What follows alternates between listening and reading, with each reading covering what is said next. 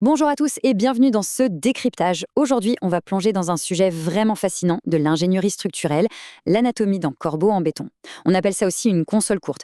L'idée, c'est de se baser sur le fameux chapitre 6 de l'Eurocode 2 pour comprendre comment ces petits éléments qui dépassent des murs ou des poteaux arrivent à soutenir des charges littéralement massives sans s'effondrer. C'est vraiment un mélange parfait de géométrie pure, de maths et de sciences des matériaux. Alors, on y va? Au programme de notre analyse, on va suivre exactement la même logique qu'un ingénieur face à son plan. On commencera par une petite introduction au corbeau, puis on décortiquera le fameux modèle bielle-tirant.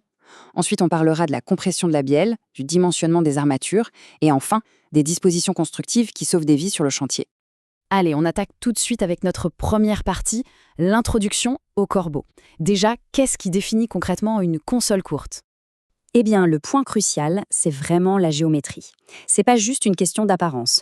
Pour l'Eurocode 2, il faut impérativement que la distance horizontale entre le point d'application de la charge et le poteau, qu'on appelle A indice C, soit inférieure ou égale à la distance verticale, le bras de levier qu'on note Z0. Si on ne respecte pas cette petite règle, on bascule dans la catégorie des poutres consoles classiques. Et croyez-moi, les règles de calcul n'ont plus rien à voir.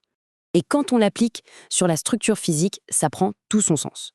On voit très bien la charge verticale écrasante tout en haut, notre distance horizontale A10C et cette fameuse hauteur Z0.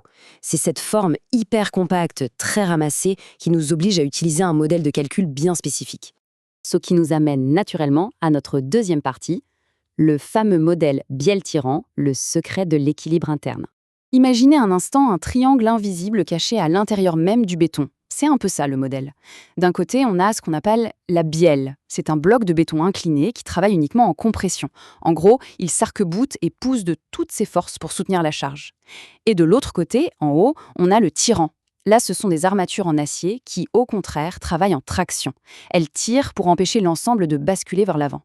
C'est un vrai travail d'équipe entre la compression du béton et la traction de l'acier. Bon, il y a quand même un détail ultra important dans cette histoire, c'est l'angle de cette fameuse bielle de béton, l'angle θ. L'Eurocode 2 est hyper strict là-dessus. Il exige que la tangente de cet angle soit comprise entre 1 et 2,5. Pas d'exception, c'est une limite de sécurité absolue parce que si l'angle est trop plat ou beaucoup trop raide, notre modèle mathématique s'écroule et la structure devient complètement imprévisible. Et ça, en ingénierie, on déteste. On passe à la troisième partie de notre analyse, la vérification de la compression de la bielle de béton. Là, on rentre dans le dur des calculs, avec une mécanique en 3 étapes bien rodée. D'abord, on trouve les forces ultimes. Ensuite, grâce à l'angle θ qu'on vient de voir, on calcule la force de compression exacte qui traverse notre bielle, la fameuse force F indice C. Et pour finir, on s'assure que tout ça respecte gentiment les limites fixées par la norme.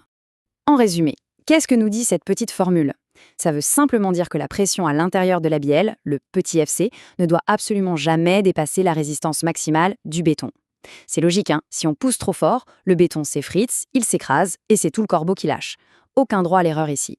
Quatrième étape, et c'est là qu'on vient consolider le tout, le dimensionnement des armatures. On va parler des aciers supérieurs, bien sûr, mais aussi des armatures horizontales et verticales. Commençons par les armatures supérieures. Elles sont le cœur de notre tirant.